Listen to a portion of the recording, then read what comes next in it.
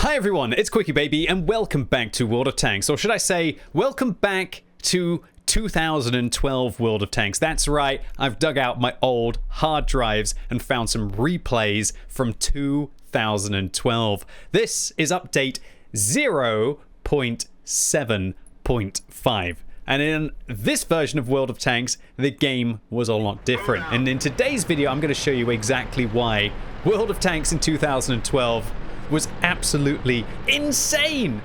Whether it was more insane than it is now, well, I think you're going to have to all be the best judge of that. And do let me know in the comments down below. So, just to remind you all that I'm releasing YouTube videos every day for the rest of the year. So, subscribe now and you can be able to catch the daily YouTube videos as they are released. So, this was the patch that I think I played more World of Tanks than any other patch. 0.7.5 had so many crazy tanks, such as the T110E4, the M40A5 pattern, or it was the A1 pattern back then, as well as tier 10 medium tanks had just been released into the game, and you see a bunch of them in a platoon on the enemy team.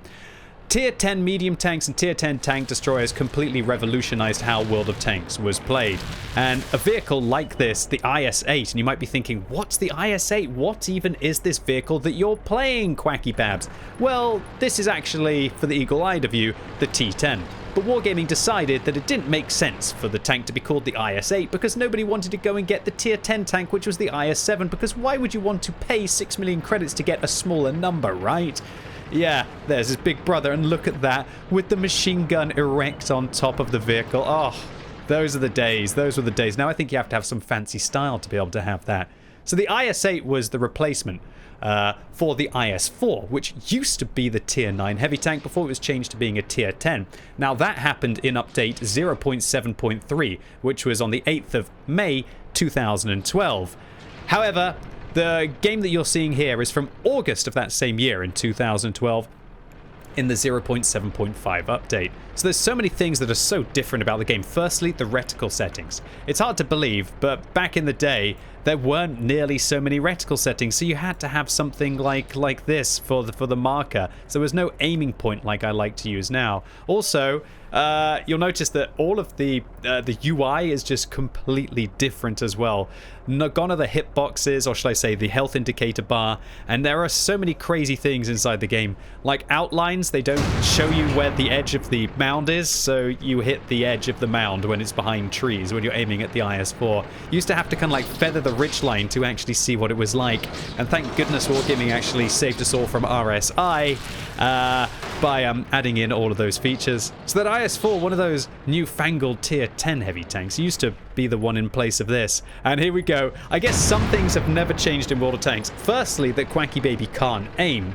And secondly, bat chat platoons, right? There were a lot more of them back in 2012, with people wanting to go and take them out with their buddies and drive around in definitely a focused fire onslaught that nobody would want to be a part of.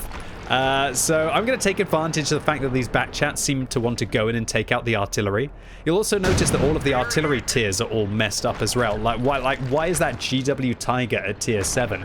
Why is there a tier 6 in a game with tier 10 tanks? Why are those self-propelled guns not at the right tiers? Well, they did rescale them. Originally, all of the self-propelled guns stopped at tier 8. And then when Wargaming added in the tier 9 and tier 10 self-propelled guns, or should I say when they extended the tech tree, that they actually then rescaled all of them. So I actually ended up tracking my mouse there, and I immediately say sorry in chat in capitals, because a repair kit was a very valuable thing back in the day, because you could only use your repair kit and your med kit once. I know, insanity, right? Imagine that these days with some people in Onslaught getting their repairs down to like 30 seconds or 40 seconds or something stupid like that. That back in the day you could only use it once. Luckily, Aerosol says no problem. I once again, sorry Aerosol, typing out their full name, but luckily we managed to get through it together and hopefully we're going to be buddies. Another thing you might notice is, yeah, QB isn't actually loading any gold in this tank, and that is because gold rounds for credits was not added until significantly later well, significantly after the game's release. I can't remember exactly which patch it is. Oh, actually, I do know which patch it is. It's 0.8.1, which was not until... that would have been December. Actually, that would have been the Halloween. Can you believe it? For Halloween, Wargaming allowed you to purchase gold for credits instead of actually for gold. And so you'll see that I'm not taking any gold rounds because I was a poor student back then, finishing my PhD. And do you think that I was actually going to shoot real money inside a video game just to be able to get myself an advantage? Now I find myself sometimes spending $50, £50 on this game just to be able to go get an extra Bond Turbo. Thank you for that, Wargaming, with the most recent anniversary. So, oh, how things have changed. I think things have changed a lot for a lot of the way that players play this game as well. So that's an M26, which is now renamed as a Pershing. We managed to shut them down, and I'm just checking out to see the mouse is behind me. There's so much to talk about. So QuickyBaby doesn't load any gold in this game. Fires don't show up there. The mouse is actually roasting the Super Pershing, who definitely had some slow reactions to be able to put that fire out from the mouse. So no gold for me, because it would have cost me money to actually fire gold. I only took gold on very few tanks, mainly my E100, which was my first ever tier 10.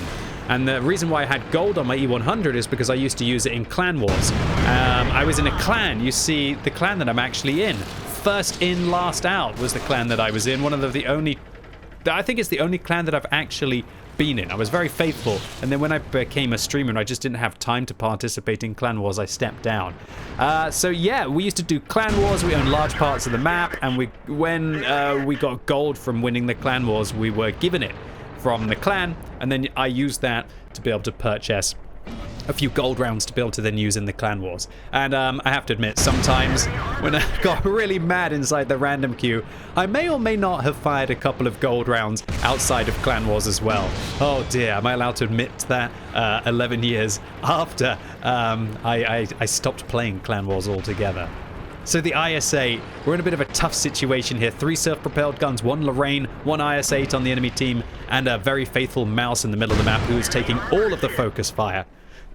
Another thing that you'll notice is that QB is not using any premium consumables, because back then premium consumables could only be purchased for gold, and so I'm using speed governors. Speed governors are free, and oh, Mr. Mouse, please get out of the way, buddy. Okay, there we go. Nice shot right into the back, and the mouse manages to finish them off. Good job, Aerosol. We're getting through this one together. But yeah, as I say, got your back. :D to the mouse, and then I think he's going to give me a winky face. Nice one. Aerosol, if you're still out there, still playing World of Tanks, do let me know, bud. It was a pleasure to play this game with you back in 2012. Mad. So, oh, there goes my engine from the speed governors, and you'll notice I used my repair kit, and now it's grayed out. And that's because I can't use the repair kit for the whole of the rest of the battle. There was no timers on them. It was a one-use thing. I think it was definitely for the worse, I'd say all in all, but in some ways it was kind of a lot of fun also to play a medium tank, or that later on in the battle, certain tanks that have taken a lot of damage, to all intents and purposes, had a damaged ammo rack, or they had a damaged engine, or at least you know that later on in the battle, if they've already used their repair kit and you manage to lock down their track and you're in a medium tank, you'll be able to deal with them. Whereas now, not only do you have to deal with people using multiple repair kits in a single battle, and if they haven't been in an engagement for a while, then they're likely to have it. You also have to deal with the fact that there's newfangled equipment inside the game, which can make it so it's almost impossible to be able to track players in the first place. And even if you do, they sometimes have track repair times or something stupid. Notice how many hit points that artillery has. That is a tier 6 artillery with 460 hit points. Back in the day, artillery, not only did they do way more damage, not only did they have armor-piercing rounds that could remove pretty much all of your hit points in a single shot, they also had way more hit points than they do now. So again, that's a tier 6 self-propelled gun, the M12, which is packing 400 hit points. And let's take a look at what the GW Tiger, which was tier 7, back in the day, which was the step below the GWE 100 would have. And you're going to be quite surprised as to how much we have to shoot this GW Tiger to be able to shut them down.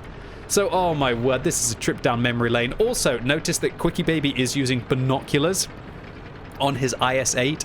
That is because there wasn't really very much equipment that was useful back in the day. There was gun rammer, vents, vert stabs, and then optics or binoculars. 570 hit points on a GW Tiger, and I'm kind of worried. You see me backing off these days, I'd be like, they're not gonna deal with me. But now I'm like, yeah, I probably want to try and get behind this building. Otherwise, this GW Tiger could definitely make me regret things. And I was just expecting maybe that the mouse or the 2-on-2 on our team was going to be able to finish them off, but it wasn't the case. Gosh, this game. When everybody gives World of Tanks kind of like a hard time in 2023, and they think about the glory days of World of Tanks, was this really kind of the glory days of World of Tanks, boys and girls? I'm not so sure. I'd say the game now is way better than it was back in the day. However, let's also remember that this game here, this was 5 years before Fortnite. This was before PUBG was even a thing. This was before Hearthstone, a few years even before Hearthstone. This was a fully free-to-play game that took the world by storm.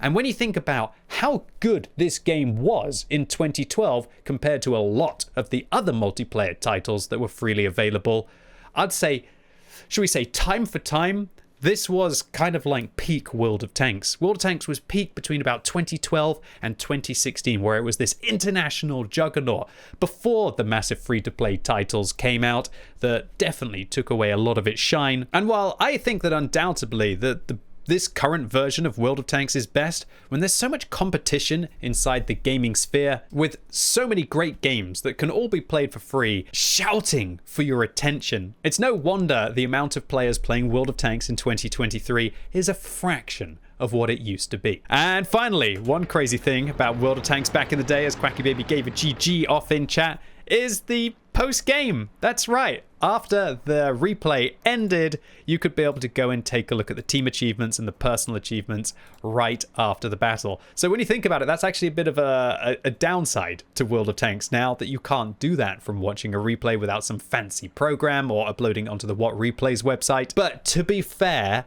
when you went back into the garage, you couldn't really see the result apart from what medals you got. So there was no opportunity to bring up the post battles inside the garage, so you had to bask in the glory of the battle before you left it. So this was no battle heroes for me, but a steel wall for aerosol in their mouths, and apologies for dealing damage to your tracks there. But this was a monstrous game of World of Tanks, 4,754 experience for our double, and using sneaky old school programs that are no longer in development, sadly, we can see that we did over 7,000 damage, which is a great game, especially for back then when tanks had far fewer hit points on average than they do now. Unless, of course, you're artillery. So ladies and gentlemen, boys and girls, hopefully this gave you the dose of nostalgia that you were looking for today. I really hope you enjoyed joining me in this World of Tanks time capsule. If you did, give this video a big thumbs up. If you hated it, give it a thumbs down. And if there are any tanks that you would like to see before they were nerfed, then let me know in the comments down below. And also, let me know in the comments whether you think the World of Tanks was better back in the day than it is now. And what did you notice about seeing World of Tanks from 11 years ago